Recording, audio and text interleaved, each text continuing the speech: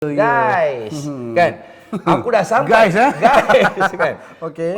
Siap buat live lagi. Okey. Tak jadi masalah nak buat live. Tetapi ibadah umrah pertama niat, kedua tawaf, ketiga sa'i, keempat tahlul, kelima tertib. Ketika tawaf itu, niat kita tawaf. Okey. Tawaf ini maksudnya mengelilingi Baitullah sebanyak 7 kali. Niat kita tawaf umrah. Sedangkan kita sedang bertawaf ni dengan Allah Subhanahu Wa Taala, sebab ibadah tawaf ini dia bawah sikit daripada solat. Wajib berwuduk. Kalau batal wuduk, batal tawaf kita. Tetapi kalaulah sedang tawaf tu, sedang tu kita patut menadah tangan kita, berdoa pada Allah. Ketika itu tiba-tiba kita sedang buat live. Guys, guys, aku tengah tawaf guys. Aku yang jahat macam ni pun Allah panggil. Lu orang macam mana tak datang lagi guys. Sedangkan kita ni sedang bertawaf. Maka niat kita, itikad kita tawaf dah berubah. Dah lari. Boleh merosakkan orang kata ibadah kita. Lagi satu, kita berdoa, kiblat kita ialah di langit. Maka kita menadah tangan di langit. Kalau kita solat, kiblat kita di sana, kata kiblat Kaabah. Tetapi kalau kita bertawaf, kiblat kita di sebelah kiri. Ini kononnya di sebelah kiri saya ni adalah Kaabah. Kalau kita ambil gambar, contoh, ambil gambar ni kita pusing ni, kita membelakangkan Kaabah. Kaabah dia berada di belakang. Pusingan itu akan batal. Sudah tak langsung. Ya. Jadi dia merosakkan ibadah. Nasihat saya lah Abang Roy. Selesaikan ibadah dulu. Selepas dah habis ibadah, nak ambil gambar, ambil lah. Tak ada masalah. Benda dah settle kan. Cuma orang kata kadang-kadang kita akan menunjuk-nunjuk menyebabkan nanti ibadah kita nanti Allah tak pandang. Faham. Maksudnya kita macam contoh kita lah. lebih pada pergi melawat. Tak salah niat nak kata orang kata pergi makan angin ataupun nak pergi orang kata jalan-jalan. Tetapi niat yang pertama kita nak mendapatkan ibadah itu ibadah yang mabrur. Dan kita nak supaya amalan kita diterima.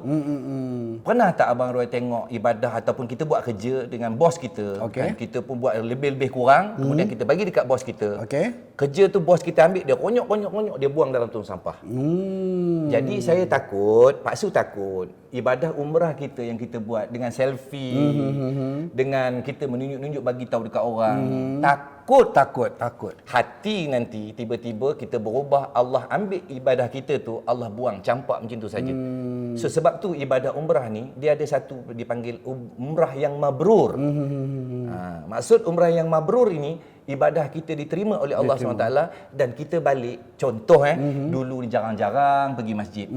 Semenjak pergi ke Masjidil Haram kan, hari-hari pergi masjid. Balik daripada Masjidil Haram, haram tak pergi masjid. Kan? Maka itu dipanggil tidak mabrur. Allah tak terima dia.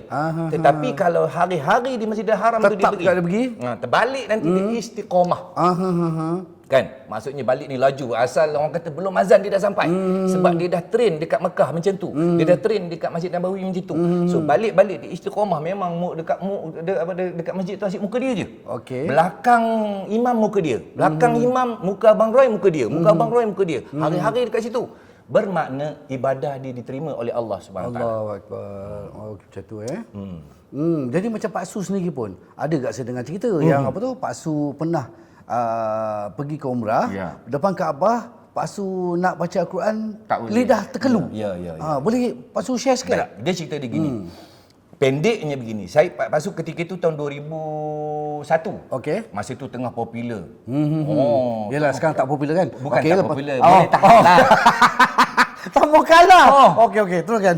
Tengah popular gila. Masa tu tiba-tiba hati ni kita tak tahu kenapa aku nak pergi umrah, nak pergi umrah.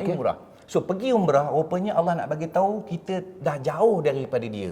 Masa tu semayang pun jarang-jarang. Mengaji ni last umur 12 tahun. 13, 14, 15 langsung tak baca Quran. Sampailah umur 26 masa tu. Kita dah pergi ke masjid, tengok orang lain semayang, orang duduk baca Quran, kita pun niat kita boleh baca.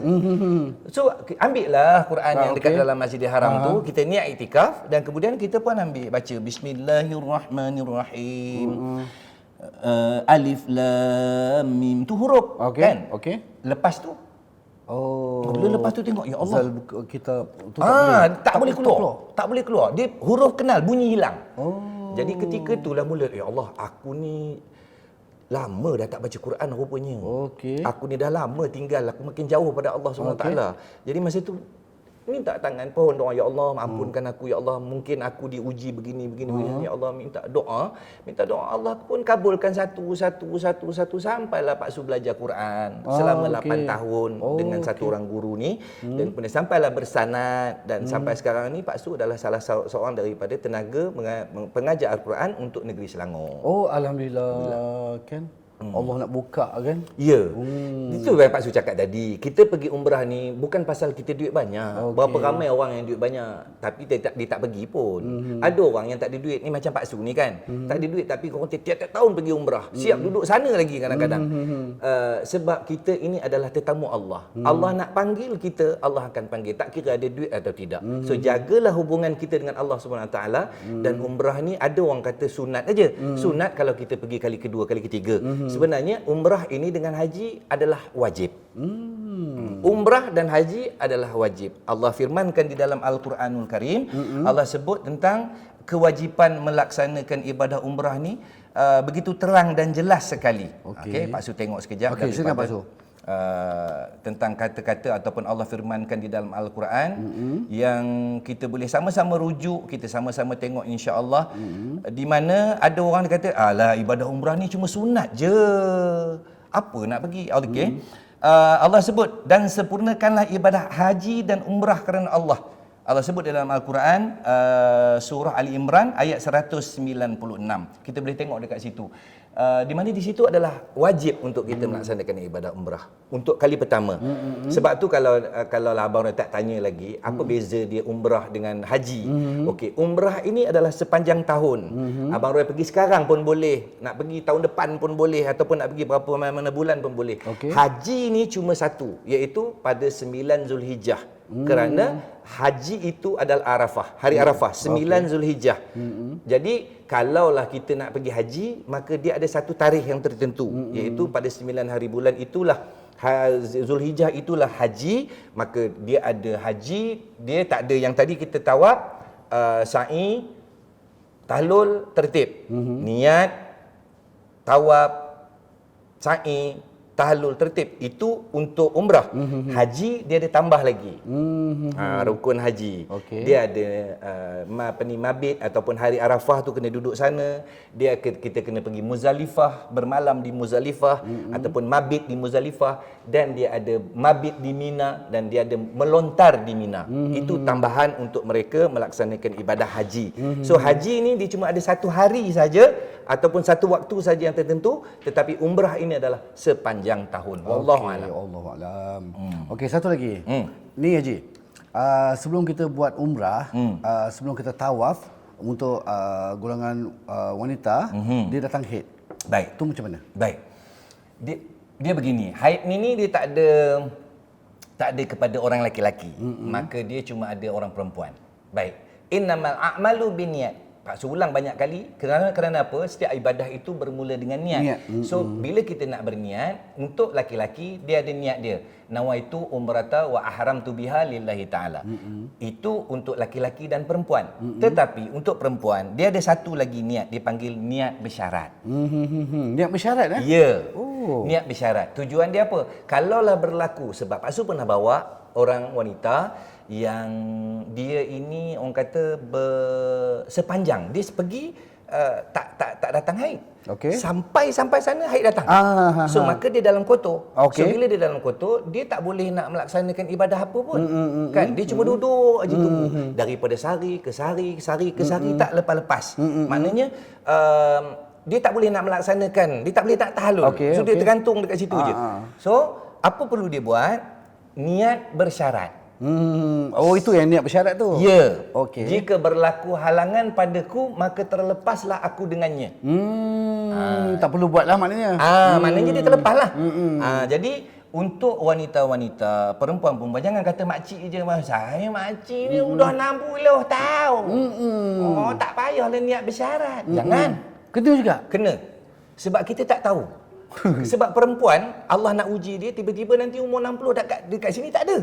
Dekat sana tiba-tiba datang. Keajaiban. Keajaiban Allah. Betul, jadi betul. Untuk perempuan, Pak Su nasihatkan kepada mereka yang untuk melaksanakan ibadah umrah, maka niatkan dengan niat bersyarat.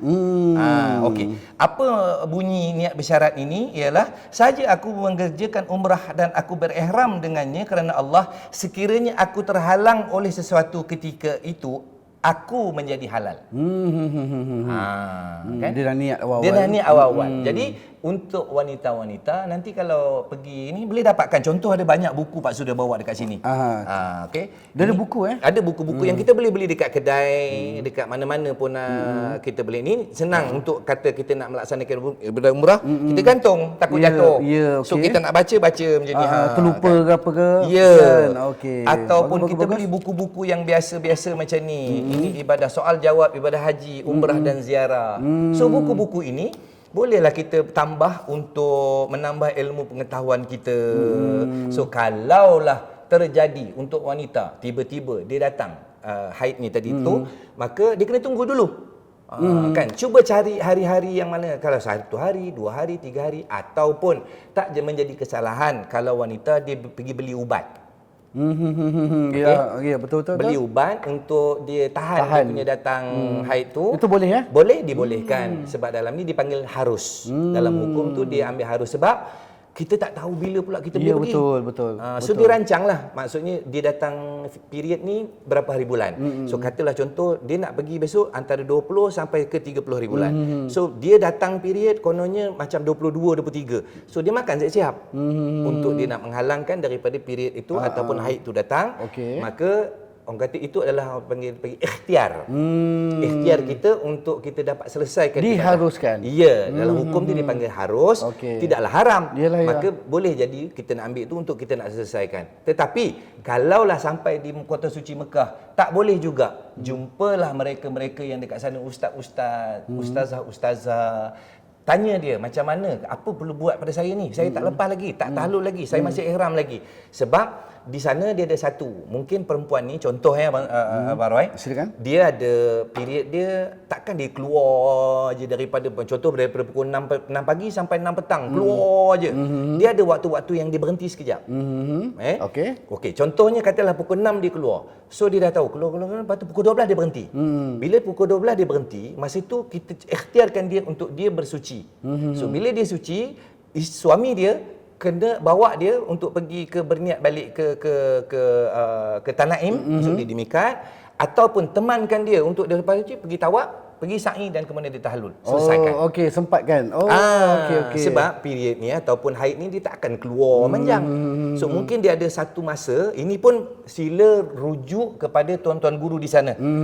Ni Pak Su bagi tahu Sebab benda ni kita tak tahu dia punya panjang mana dia punya period. Masing-masing punya. So kalau kata dia pukul 6 sampai pukul 12 dia keluar, pukul 12 tu dia berhenti. So kami macam saya Pak Su sebagai pembimbing di sana, kita nasihatkan kepada wanita-wanita tu supaya dia bersuci ketika pukul 12 tu dan tengok dia tak ni, maksudnya tak keluar, so selesaikan dulu. Okey. Selesaikan. So ada masa kat situ kan? Ya, dia ada masa berapa jam. Sebab dalam ni tawaf mungkin dia sejam tawaf, sa'i 1 jam, so dia ada 2 jam untuk nak selesaikan. Sempat kot kan? Sempat. Sempat.